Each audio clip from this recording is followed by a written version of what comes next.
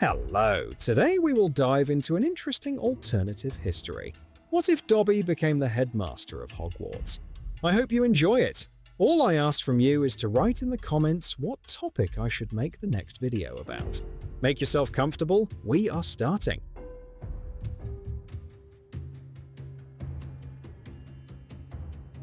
In the will of Albus Dumbledore, a document on 17 sheets of embossed paper, between the clause about transferring a collection of lemon drops to an unspecified person and the clause about books from his personal library, there was one line.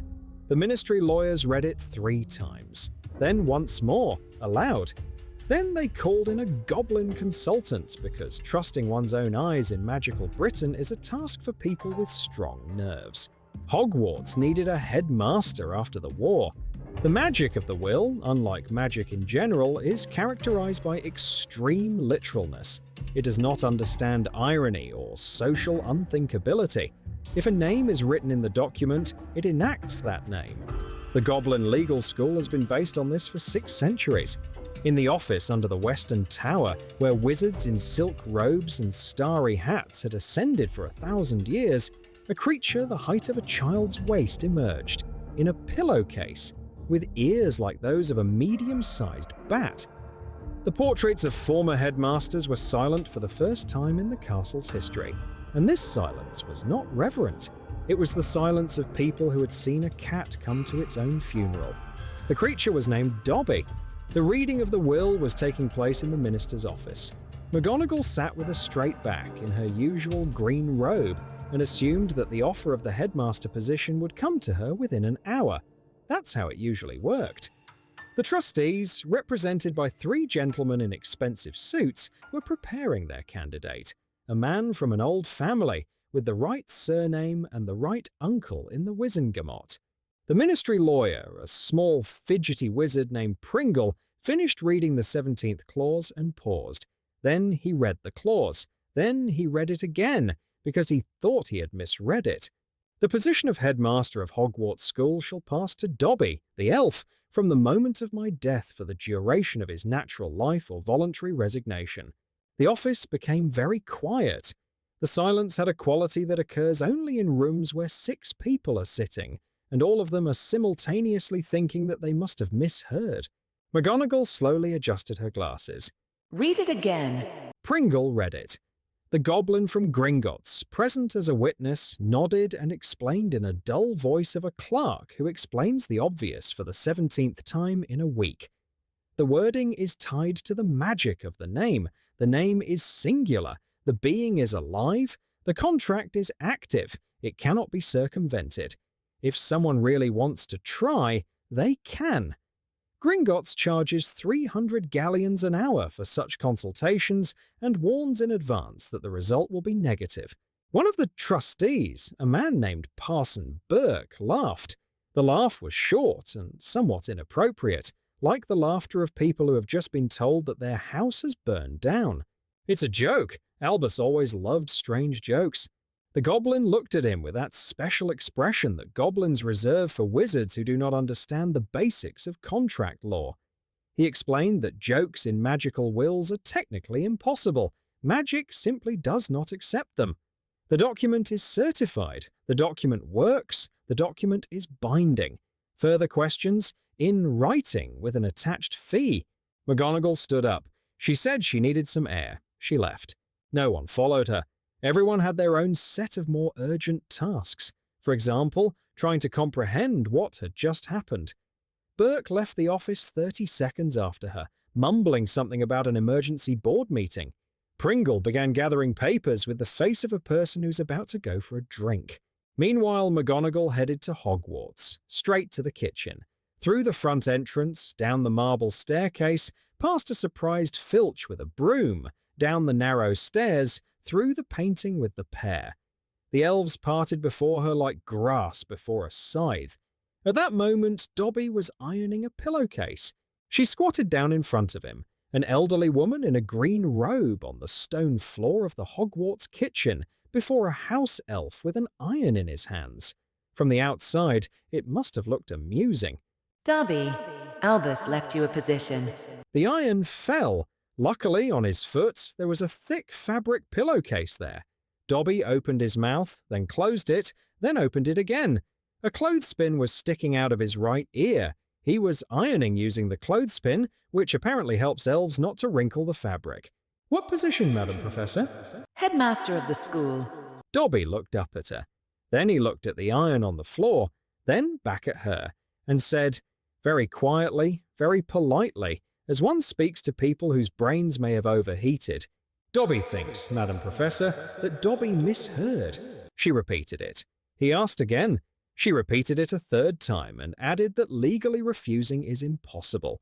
That is, one can refuse, but the contract does not annul. The position will remain hanging over him as an unfulfilled obligation, and the magic of the school will gradually begin to degrade. Dumbledore, apparently, had thought of this option too.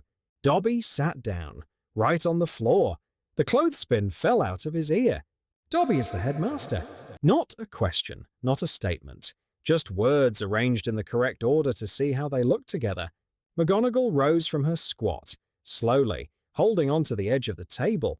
She said that September 1st is in 6 weeks, that he has this time to get used to the idea, that she will be nearby if he allows, and that, here she hesitated, and then finally said that Albus probably meant something very important. Dobby sat on the floor, nodding. When she left, the elves around continued to stand still. None of them moved for another hour. By September 1st, the headmaster's office was prepared. Someone, it later turned out to be Winky, had placed a small stool next to the large chair.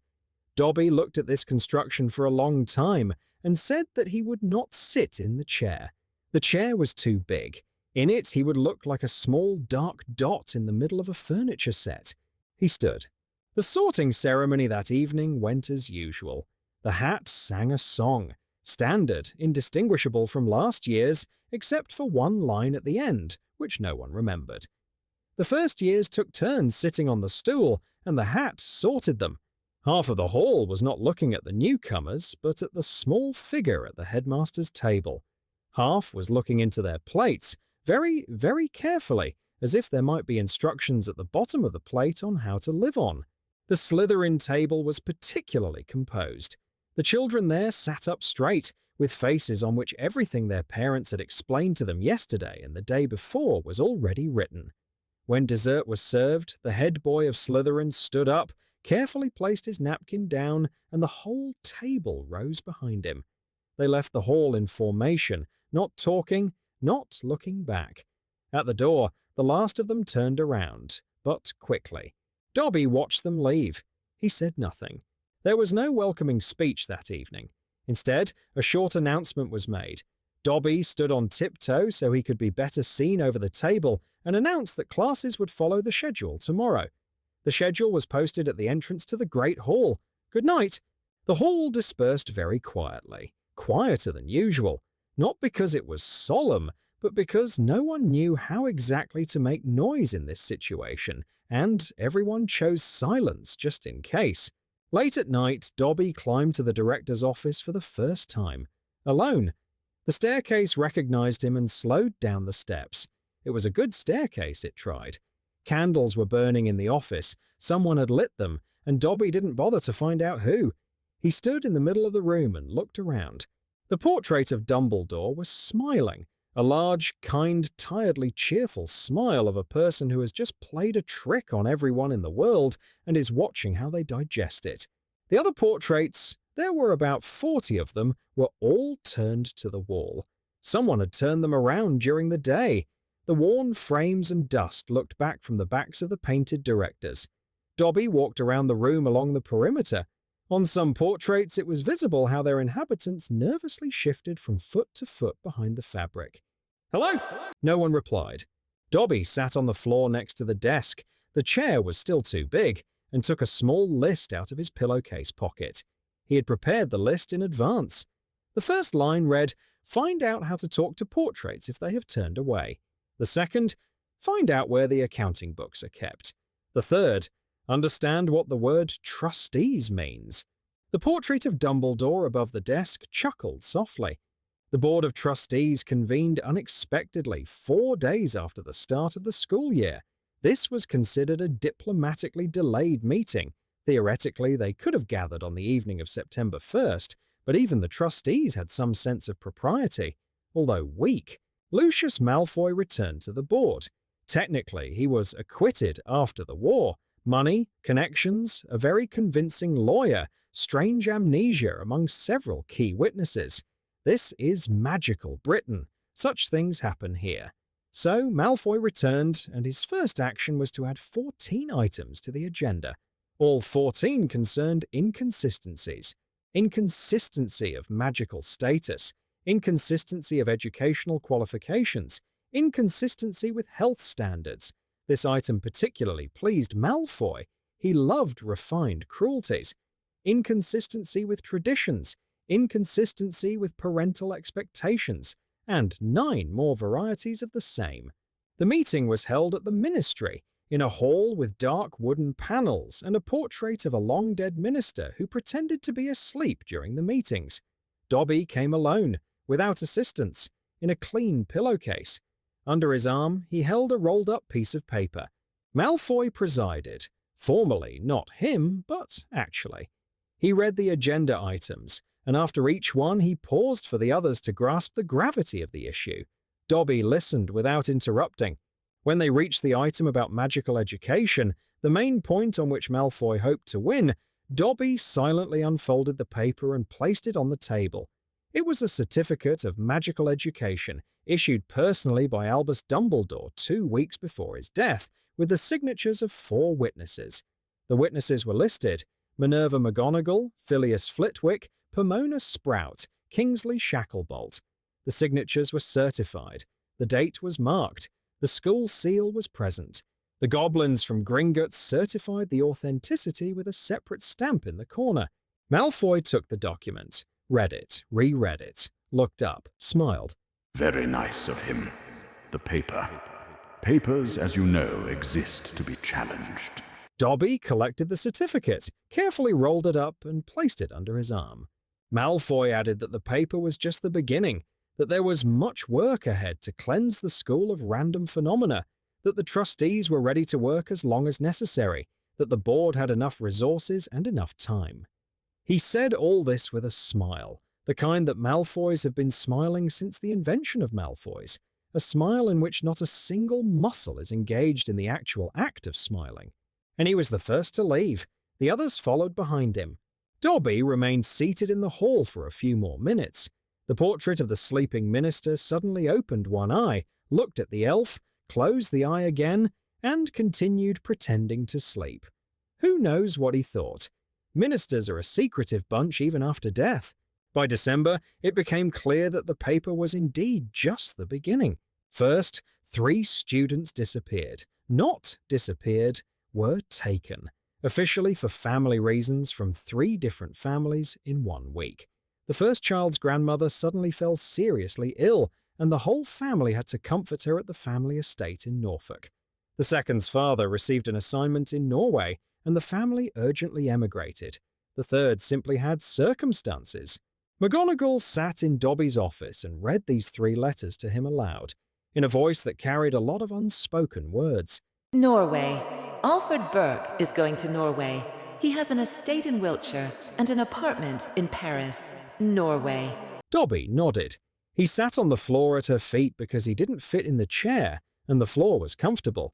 He had spread out his pillowcase there. After the first trio, 7 more followed. 7 families, different reasons, 1 pattern. None of them said aloud that they were taking their children out of school because an elf had become the director. They talked about health, about relocations, about the temporary necessity of home education. The Magical Society has always been good at finding neat words for ugly deeds. This can be said to be its distinguishing feature. Then came more serious problems. On the morning of December 9th, Snape, who remained to teach potions because he had promised Dumbledore and didn't like breaking promises, especially to the deceased, Snape entered Dobby's office and said that he had run out of ingredients. All of them. The supplier from Diagon Alley, the firm Warren & Sons, a respected company with a 200-year history, sent him an owl. The letter stated that due to a regrettable clerical error, the contract with Hogwarts had been confused with a contract of another school, and the entire December supply package, unfortunately, had been sent to a different address. The firm apologizes. The firm promises to sort it out. The firm hopes to restore relations in the next 2 to 3 months. Signature, seal, bow. 2 to 3 months. I cannot teach potions without ingredients for 2 to 3 months, Director. I can teach anything else. The history of firms, the biography of Severus, wine-tasting techniques, but not potions. This is, a chemical subject. Dobby nodded. He asked who else in Britain trades in ingredients in such volumes. Snape named 4 more firms. Dobby sent 4 letters with owls. By evening, he received 4 responses.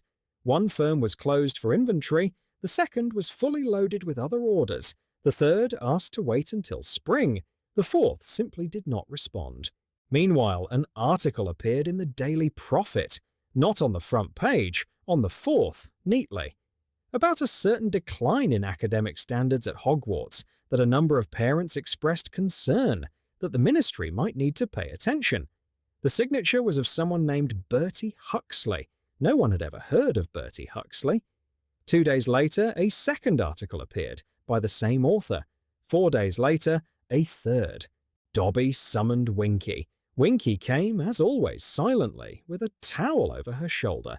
She was working in the kitchen at that time, washing something, apparently. Dobby asked who among the elves at the school was best acquainted with magical economics. Winky blinked. She asked what economics meant. Dobby explained. Winky said that the best was an old elf named Glim, who had worked with goblins for 30 years. He was now retired and lived in a storeroom.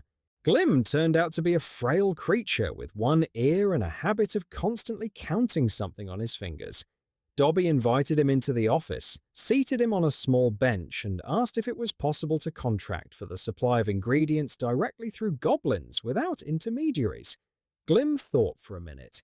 Then he said it was possible, that it would be 30 to 40% more expensive, that goblins do not like wizards, but they love gold, that they would not let him down. Their reputation is worth more than that of Warren and Sons over its 200-year history. And the gold? Glim looked at him. He shrugged one shoulder. He did not have a right one. It was left somewhere in Gringotts, allegedly as a result of a workplace injury 30 years ago. The gold needs to be found, Director. That same evening, Dobby descended into the basements of Hogwarts, where old records were kept. He went there alone, without a candle. Elves can see in the dark, which is their luck. The record of the director's salary was kept in a black book with copper corners. Dobby opened it, found the necessary page, and looked at the number. The number was decent. By wizarding standards, more than decent. By elf standards, it was more money than he had ever held in his hands in his entire life. The next morning, Dobby went to the Goblins. He walked to Hogsmeade, then used the Floo network to get to Diagon Alley, and then walked down the alley to Gringotts. An elf in a clean pillowcase walking down Diagon Alley on a December morning. Passers-by turned to look. An elderly witch dropped her bag. A young wizard at Ollivander's window nudged his friend with his elbow and laughed. Dobby walked on, not looking back. At Gringotts, he was received by a senior contract manager named Gripper. Gripper was old, wrinkled, with very attentive eyes. He listened to Dobby without interrupting. Then he asked 3 questions. What volume? For what term? Who pays? Dobby answered. The full annual volume of ingredients for Hogwarts, a 5-year contract, the payer, the director's fund, the guarantor, personally the director. Gripper looked at him for about 10 seconds. Then he leaned over the table. Half of the difference is received by ___, quote _0__ from the Malfoys. This is not my information, Director. This is, let's say, market intelligence. Dobby nodded. He clarified whether this affected the terms of the contract. Gripper said it did not. Goblins do not enter into political alliances. They work with everyone. But this particular deal would personally please him because Warren and Sons owes Gringotts from a long history, which he would not go into. The contract was signed that same day. The price turned out to be 38% higher than usual. Half of this difference was covered by the school budget, and half by the director's salary. This meant that for 5 years, Dobby would receive from Hogwarts approximately the same amount he had previously received as a free elf from Harry Potter. That is, about 3 galleons a month. It was enough to live on. He ate little, wore pillowcases that he ironed himself, and sometimes bought socks. He brought the contract back to school and placed it in the top drawer of the director's desk. He told no one. In January, the ingredients arrived. Slughorn hugged a huge box with the eyes of tritons and cried with joy. Slughorn was an emotional man. Potions classes resumed. The Daily Prophet continued to publish notes by Bertie Haxley. The notes grew longer and more absurd. By the end of January, there was a report that a rat had allegedly been seen in the Great Hall during dinner at Hogwarts. The source was anonymous. There were no photographs. The details were vague, but the fact was stated with such confidence that it could pass for a fact, if not for one. But there had not been rats at Hogwarts for 300 years, and Filch's cats were hard to surpass in this regard. McGonagall found Dobby at 3 in the morning in the kitchen. He was sitting at the long table, surrounded by bills.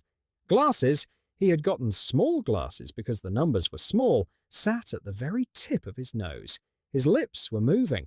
In front of him lay a notebook with expenses, a notebook with income, a separate notebook labeled unpaid, and in the corner, a list of what needed to be bought in the spring. She approached without saying a word.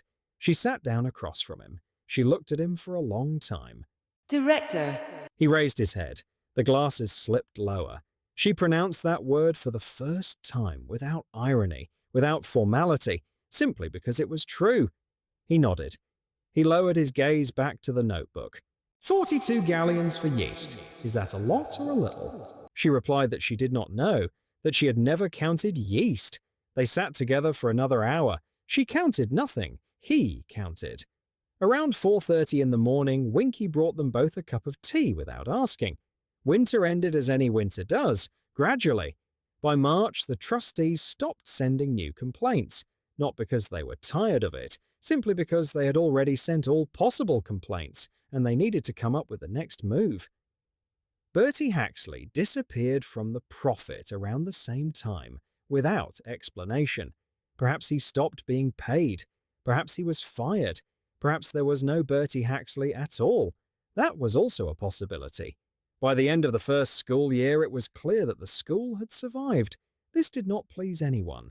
No one expected the school to die instantly. Everyone was betting on a slow suffocation, and a loss in the first round was perceived as a technical failure, nothing more. The trustees had a reserve of patience measured in years. Dobby had a reserve of stubbornness that, as it turned out, was made of different material than that of ordinary living beings. Next came a series of short episodes, between which the years still passed. In May, there was an incident with the heir of the Burkes. A 13-year-old boy cast a curse on a Muggle-born girl in the corridor of the 5th floor, a curse that had been passed down in his family through his grandmother. The girl, named Clark, was taken to Saint Mungo's that same evening. 2 hours later, she was brought back. The healers managed to remove most of it, but her left eye was only half restored. By the end of the week, she lost it completely.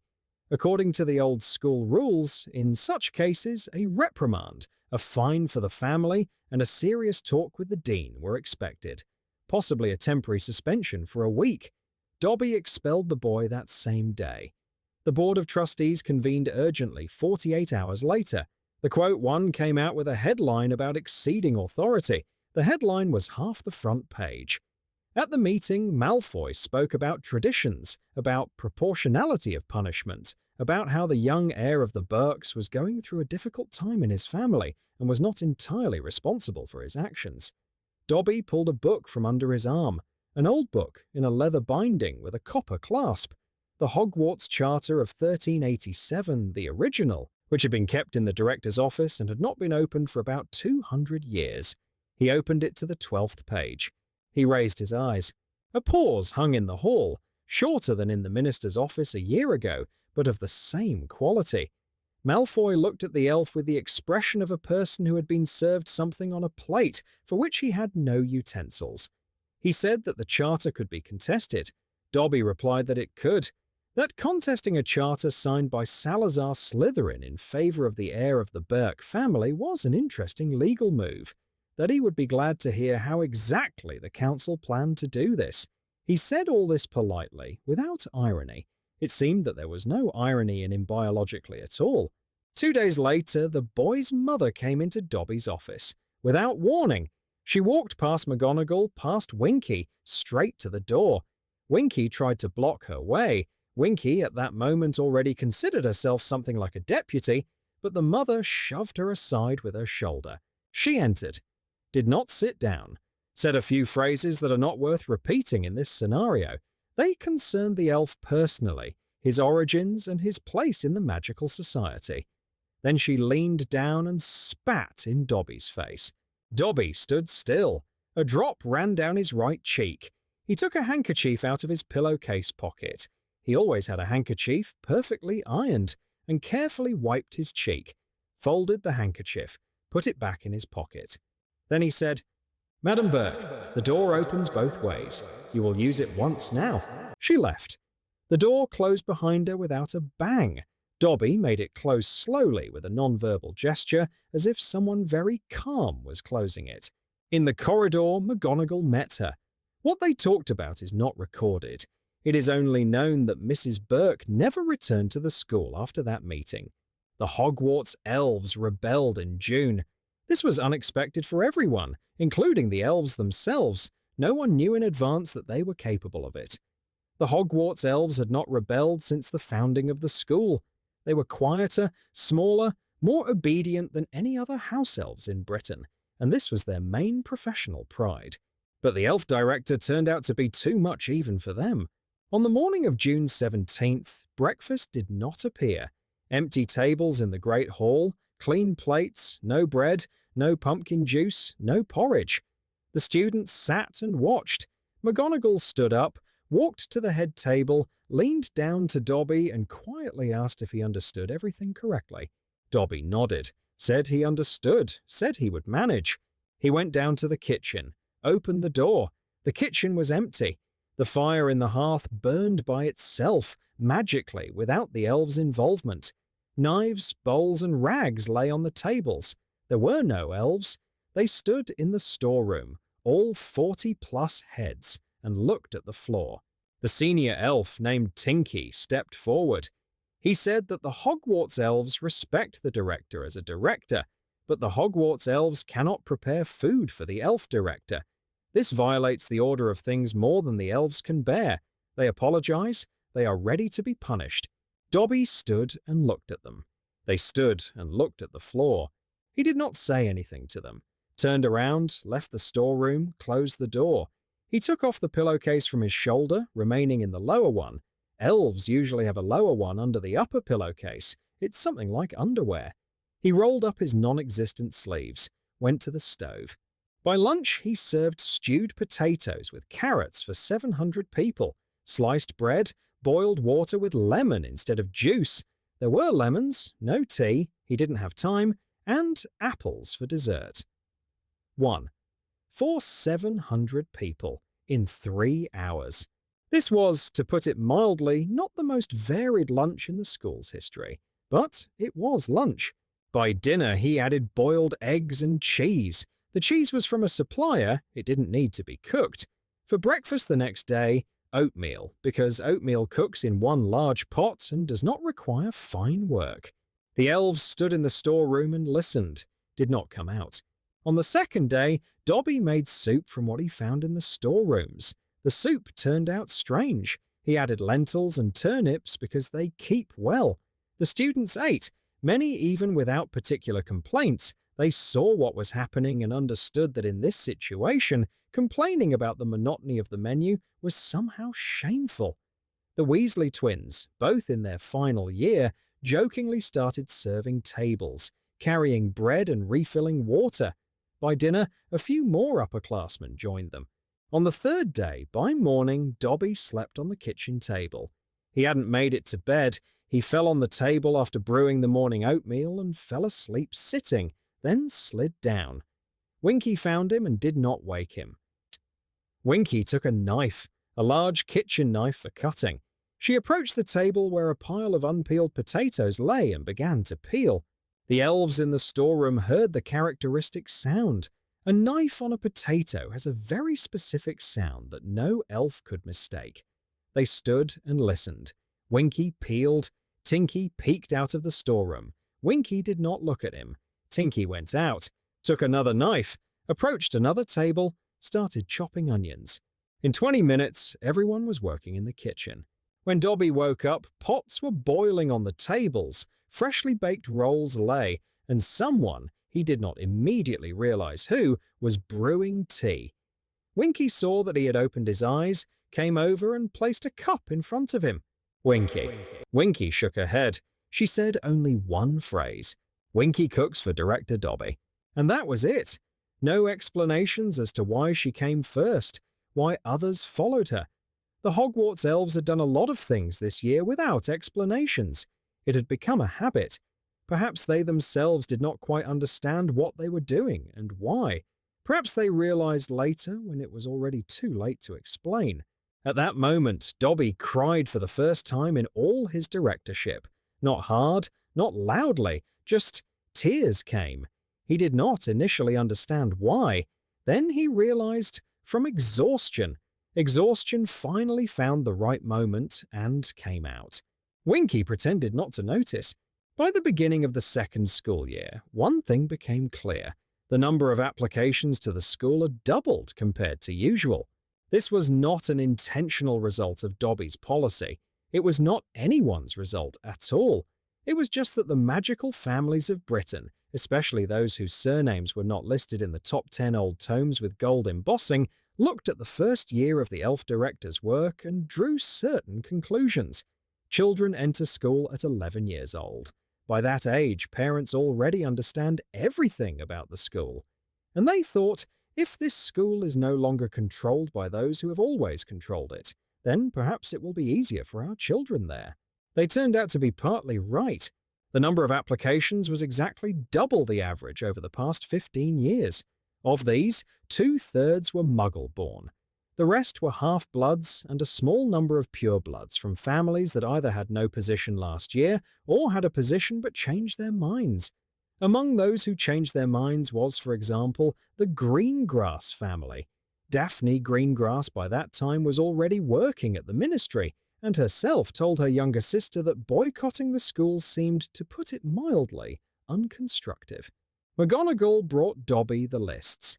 He sat at the table. Now he had his own table, smaller than the big one, made specially, elf-sized, and read the names, made notes in the margins. The names meant nothing to him in terms of lineage, and that was perhaps his main managerial advantage. He looked at the names as names, not as a list of surnames with weight. Among others on the list was one line where he stopped. Half-goblin? McGonagall nodded, explained. The mother is a witch, the father is a goblin from Gringotts, the child is 11 years old, named Tosk Tonks. The surname, by the way, is not related to Nymphadora. It's a pure coincidence, which happens less frequently in magical Britain than one would like. Until this year, half-goblins had never entered the school. Never. Not because they were forbidden, they simply were not formally invited, and they did not formally apply. Was a letter sent? McGonagall said that the letter was sent automatically. The Hogwarts quill does not distinguish lineages, it only distinguishes the presence of magic. The boy has magic. The letter went out. The family responded with agreement. The Board of Governors does not know about this yet. When will he find out?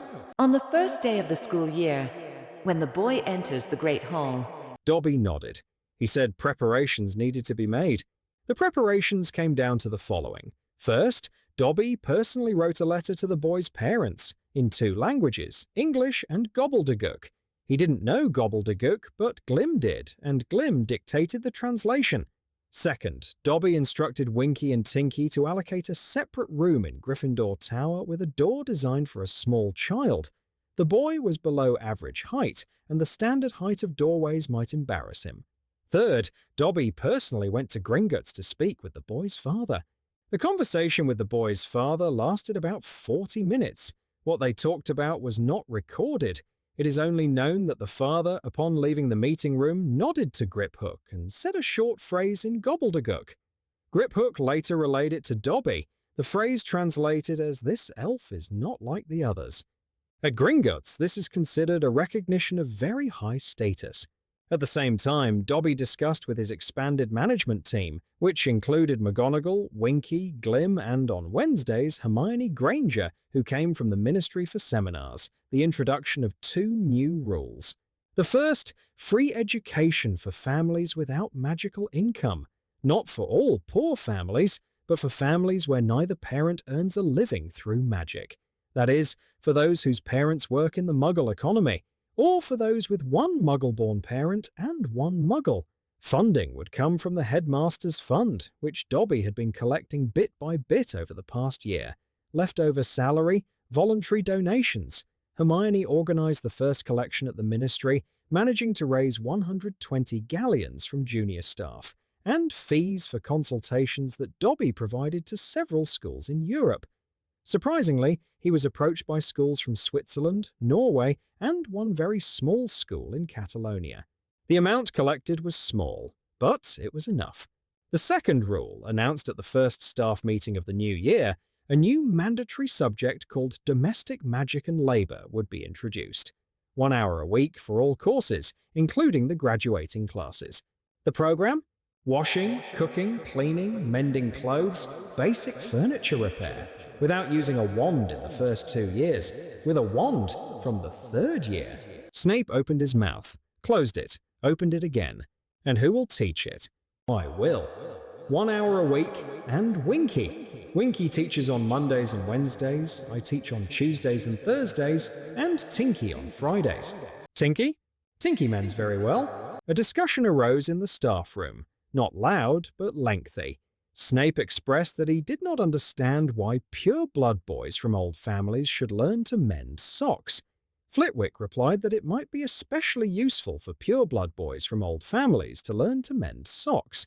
McGonagall said that discussing the headmaster's decision in this composition was impractical, and the subject would be added to the schedule starting next Monday. When the schedule was posted, it caused a buzz in the Great Hall. A buzz of that thin quality made by teenagers discovering something unexpected in the curriculum. The Slytherins were the loudest in their outrage. They could be understood. They had a tradition of a certain way of life, and washing did not fit into that. At that point, Draco Malfoy was no longer attending school. He had graduated 2 years ago, but he was formally present at the school as an observer from the Board of Governors. This was an innovation introduced by Lucius Malfoy. One of the board members was required to be physically present at Hogwarts 1 day a week to personally monitor compliance with standards. All the other governors quickly relinquished this duty to Draco, as he had no other commitments. He was not working, not studying, and his grandfather Malfoy believed it was beneficial for the young man to see life. On the first Monday of the new year, Draco Malfoy was walking down the 5th floor corridor and heard a sound he did not immediately recognize. It was the sound of a scraper on the bottom of a cauldron. He turned into a classroom and found the entire 3rd year Slytherin class busy washing cauldrons. The cauldrons were huge, student-sized, school-wide. They were usually washed by elves. Today, they were being washed by children. Before each stood a basin of water, a scraper, and an apron.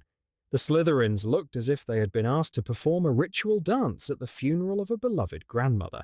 Dobby stood in front of the class. He was explaining how to hold the scraper correctly so as not to scratch the protective layer of the cauldron. He himself was holding a cauldron. He was washing it. Draco stood in the doorway for a minute. None of the students saw him. They were focused on the cauldrons with all their might. Then Dobby noticed him. "Mr. Observer, come in." Draco entered. He sat on an empty bench. "We have a lesson. Washing cauldrons. Would you like to join? We have 1 extra cauldron." Draco opened his mouth, hesitated. The Slytherins turned their heads. Draco Malfoy, heir to one of the oldest and most despicable names in magical Britain, a person who had never bent down in school for 7 years, even to pick up a dropped wand because it was picked up for him. Draco Malfoy stood up, approached the empty cauldron, put on an apron, and began to wash, silently. He washed that cauldron for 40 minutes, then rinsed it for another 20 minutes, then wiped it for another 10 minutes. When the lesson was over, he said not a word. He took off the apron, hung it on a hook, and left. In the corridor, Dobby caught up with him. "Mr. Malfoy." Draco stopped, not turning around. "Please tell your mother that her roses bloomed well this year. I saw from the window of the northern tower when I was visiting Lady Longbottom last month." Draco stood still, did not move. "Also, tell her that I remember how once she gave me a drink of water. That was a long time ago. At her house. I was very scared then. She should not have given me water, according to her husband's rules. But she did." Draco did not turn, did not say a word. He stood for a few more seconds and then walked down the corridor very straight, as if he were carrying something fragile on his head. In December of the second year, poison was added to the headmaster's cup. The poison was specific. It only affected magical beings of non-human origin. Goblins, elves, centaurs, yes. Wizards, muggles, ordinary people, no. The manufacturer of this poison was known because one family had been dealing with it in Britain for 3 generations. The family refused to speak about their clients, citing professional ethics, and the Auror office respected this ethics as much as it could. The cup was silver, with engraving. It stood on the headmaster's table during the ceremonial dinner in honor of the school's founding day. The founding day of the school was celebrated once a year, usually quite modestly. A banquet for 100 people, an hour and a half, speeches. This time, all the governors, representatives from the ministry, and several reporters were present. Dobby sat at the head of the table, on a special elevated stand, to be at the same level as the others. The cup was raised for a toast. Dobby brought it to his lips.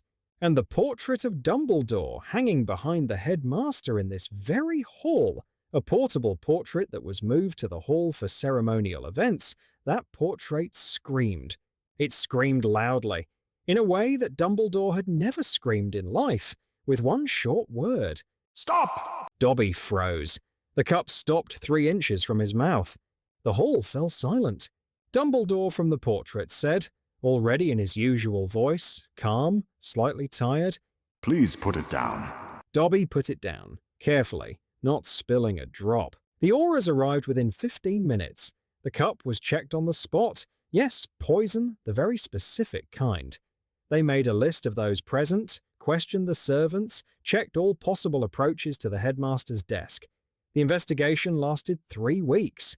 The trail led to one of the trustees, to Lord Dorcas Greengrass, a distant relative of the current Greengrasses, a man with a good reputation and a not-so-good past. But there wasn't enough evidence. Lord Greengrass denied it. Witnesses got confused. The case was quietly closed in February without presenting anything to anyone. After this incident, Dobby refused any protection. When Kingsley Shacklebolt, then a former minister, personally came to the school to offer him lifetime protection in the form of 2 Aurors constantly present in the office, Dobby thanked him and declined. "If they want to kill me, let them kill me. I won't change my schedule because of them." He continued to drink from the same cup, every morning, demonstratively. It was the only demonstrative thing he ever did. He poured water into the cup and drank, in the great hall, in front of everyone. No one commented, but everyone watched.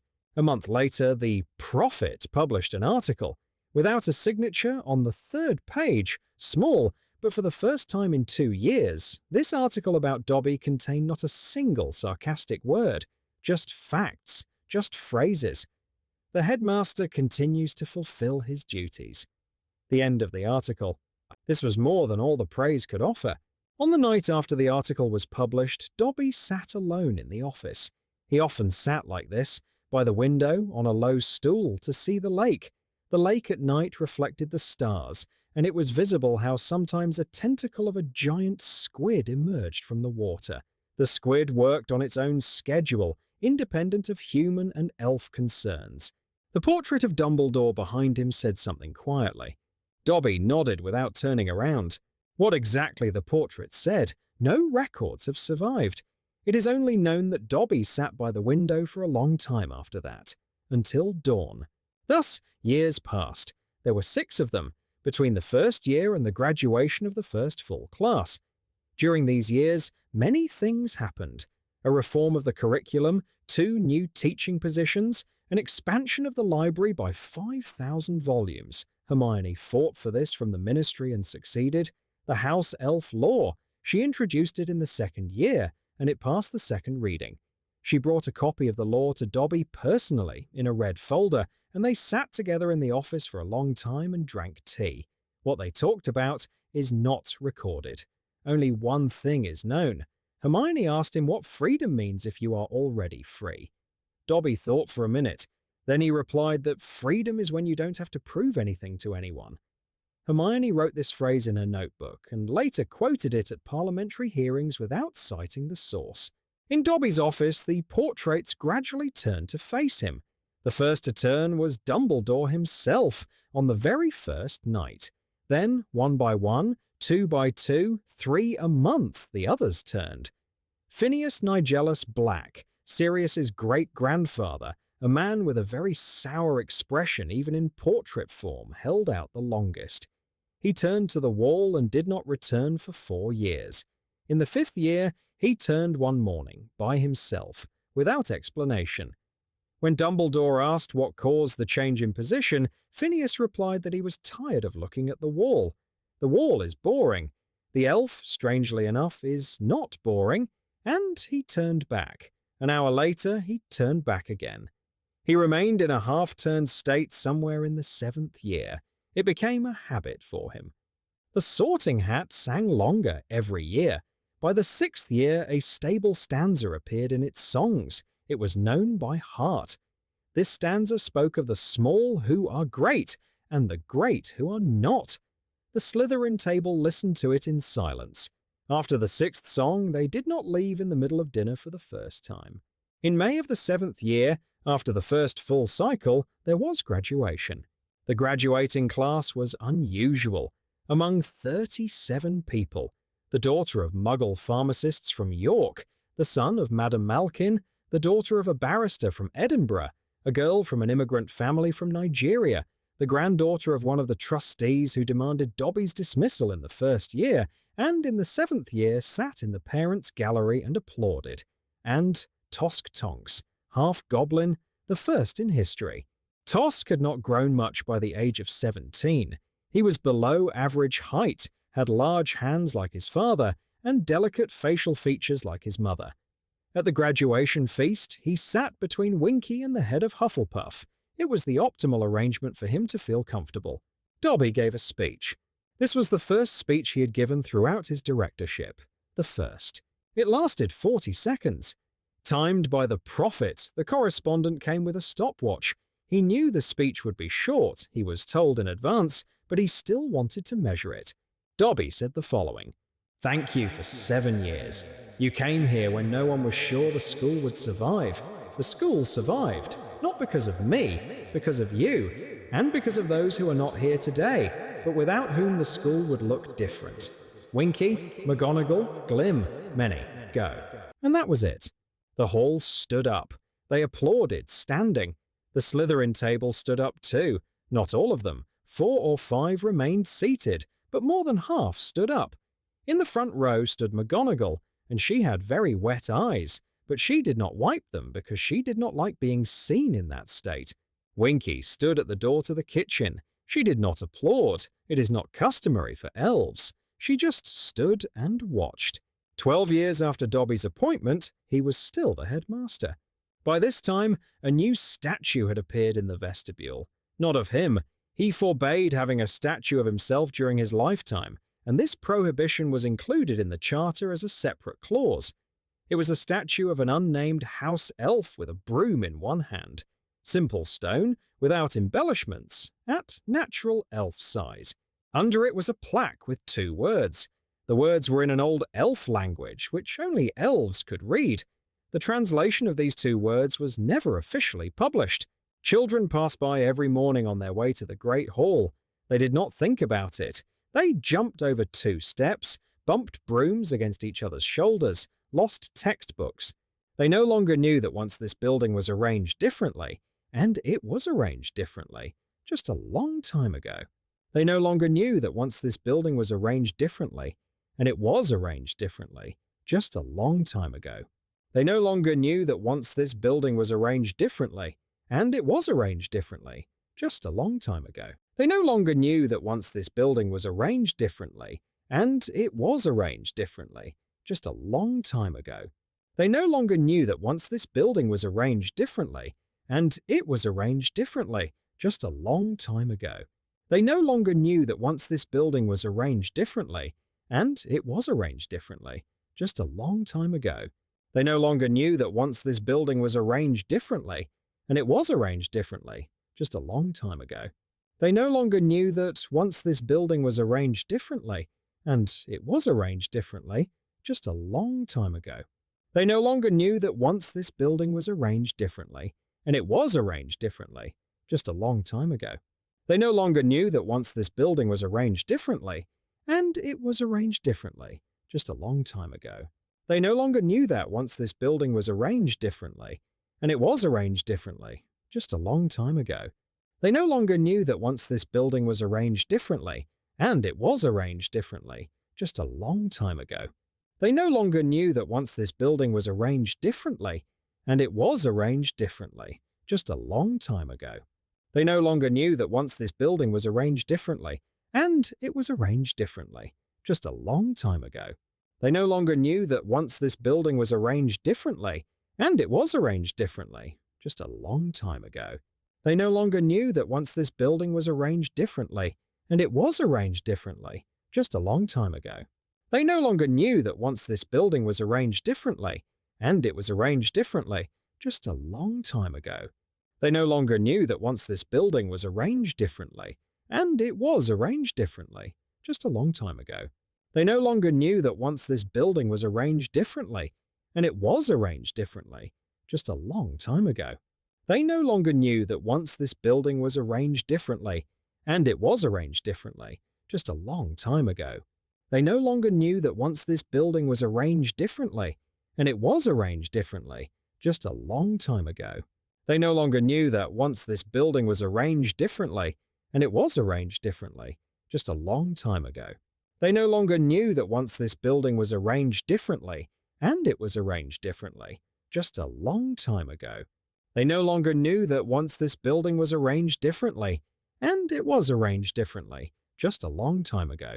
They no longer knew that once this building was arranged differently, and it was arranged differently, just a long time ago. They no longer knew that once this building was arranged differently, and it was arranged differently, just a long time ago.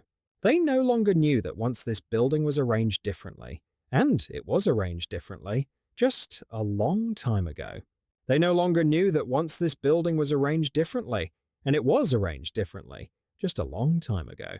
They no longer knew that once this building was arranged differently, and it was arranged differently, just a long time ago.